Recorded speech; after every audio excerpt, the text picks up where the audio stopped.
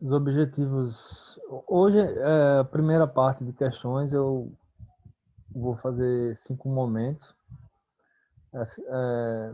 No total, são 25 questões Enem, que irei resolver questões relacionadas ao terceiro ano do ensino médio, a conteúdos de eletrodinâmica, tá certo?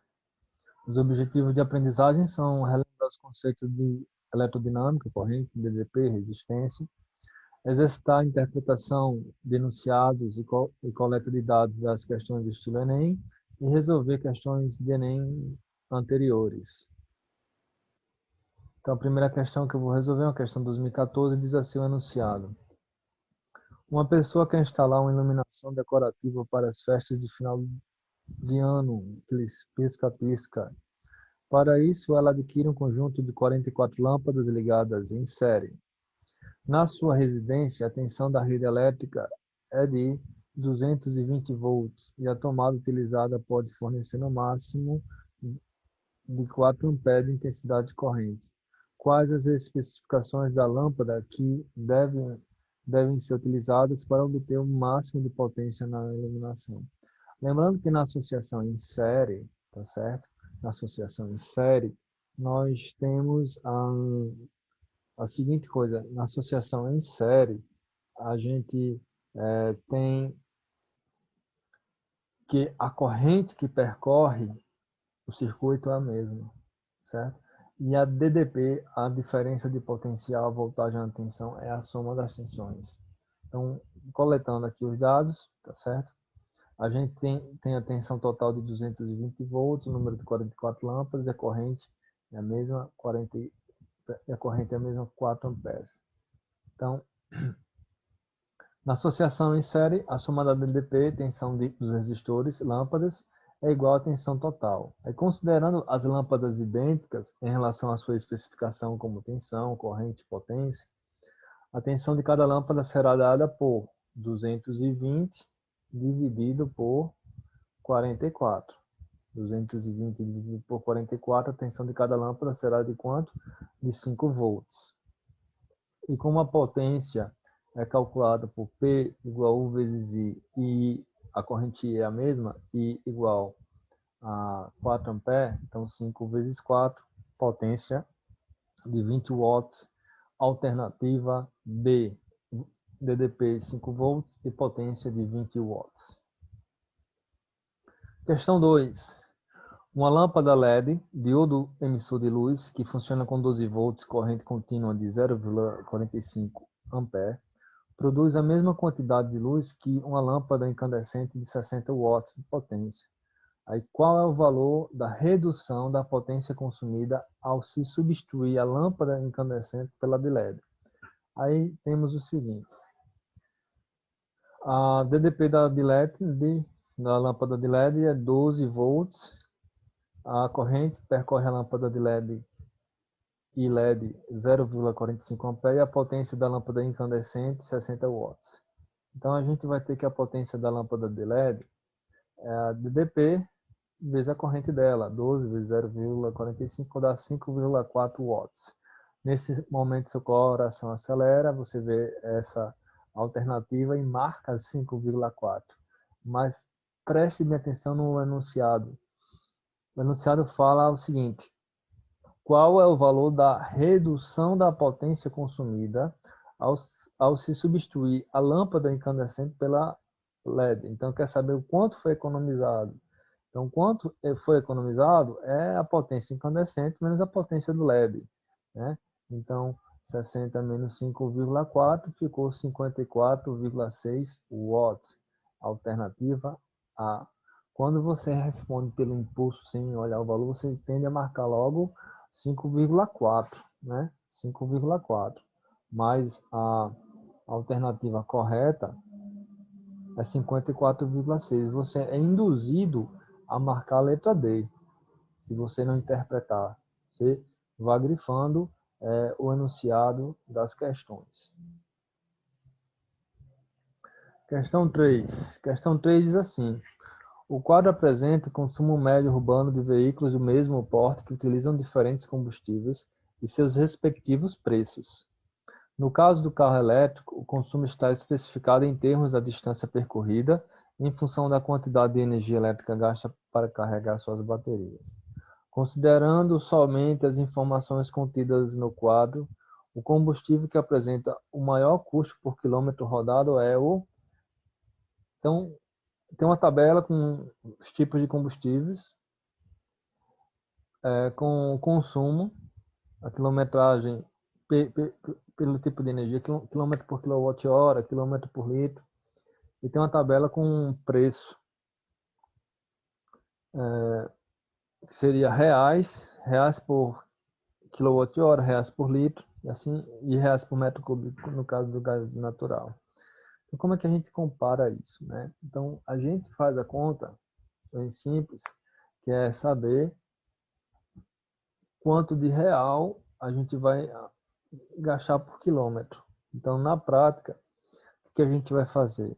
Como aqui corresponde a 40 centavos de reais por quilowatt-hora, aqui é o consumo de 6 quilômetros por quilowatt-hora, então basta dividir esse valor 0,40 por 6, que eu vou ter o custo de real por quilômetro, né? Então eu fiz aqui a divisão com as unidades, mas na prática, na hora da prova, era só eu dividir os valores aqui de preço pelos valores de consumo. E eu teria o valor de preço a cada quilômetro. Então, para descobrir o valor do custo por quilômetro rodado, basta dividir os valores de preço por consumo. Por quê? Porque quando eu pego a eletricidade, 40 centavos de reais por quilowatt-hora, e divido isso aqui 0,4 por 6, essa parte aqui de cima repete reais por quilowatt-hora, e a parte de baixo é uma fração. Como é que a gente faz na divisão de fração? Repete a primeira, reais por quilowatt-hora, e multiplica pelo inverso da segunda. Aí ficou quilowatt-hora por quilômetro. A divide aqui, ó, quilowatt-hora por quilowatt-hora, vai ficar reais por quilômetro. Então, na prática, eu vou dividir o preço pelo consumo, o preço pelo consumo, o preço pelo consumo, e assim por diante. Então, para a eletricidade, foi 0,40 por 6, gasolina 2,70 por 13, diesel 2,10 por 12, etanol 2,10 por 9, né? Gás natural 1,60 por 13, e eu vou tendo aí o consumo de cada um, né? Então, qual foi, tipo assim, carro a eletricidade, 7 centavos por quilômetro. Carro a gasolina, 21 centavos por quilômetro. Carro a diesel, 18 centavos por quilômetro. Carro movido a etanol, 23 centavos por quilômetro. E GNV, 12 centavos por quilômetro. Então, pessoal, qual é o custo maior por quilômetro, né? A questão aqui, eu vou voltar para você ver, quer saber qual desses combustíveis, né? Vou voltar aqui. Considerando somente a informação contida no quadro, o combustível que apresenta o maior custo por quilômetro é qual? É o etanol, né? É o etanol. Então, o procedimento que a gente fez foi dividir o preço pelo consumo. Aí a gente teve o preço por quilômetro rodado. Então, aí fica claro que o etanol é o maior custo. Questão 4. Essa aqui, questão 4. Enem 2018. Alguns peixes, como o poraquê, a enguia elétrica da Amazônia, podem produzir uma corrente elétrica quando se encontram em perigo. Um poraquê de 1 metro de comprimento, em perigo, produz uma corrente em torno de 2 amperes e uma voltagem de 600 volts. 600 volts.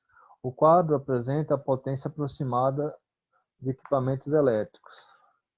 Aí a gente vai ter assim, essa potência emitida pelo peixe vai ser equivalente a qual aparelho elétrico.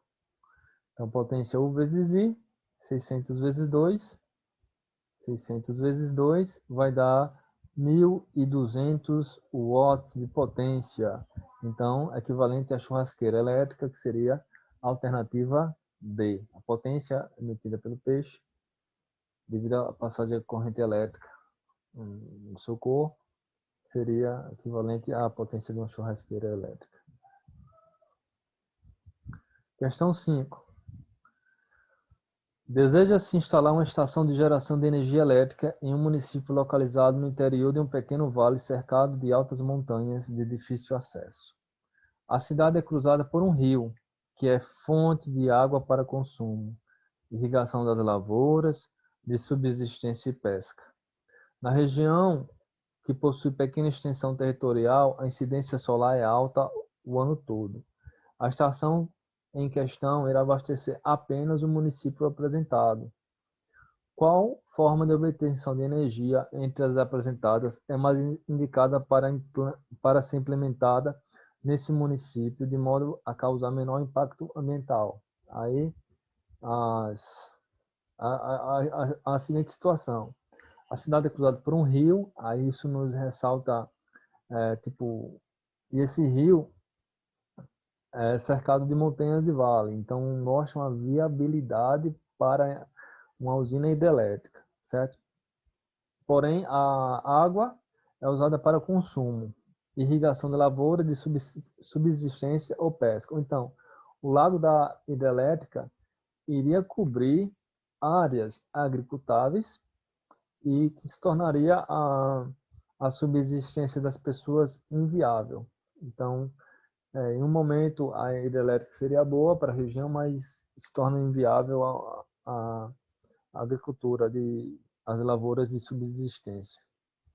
Na região, ela possui uma pequena extensão territorial, então não compensa construir uma usina hidrelétrica, um dano ambiental muito grande para você cobrir um lago com uma pequena extensão territorial.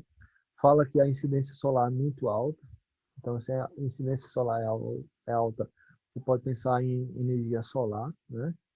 A estação em questão irá abastecer apenas o município apresentado. Ora, uma hidrelétrica, ela abastece não só municípios, vários estados, né? Uma usina hidrelétrica. Então, se a energia é só para aquele município, hidrelétrica não vale a pena.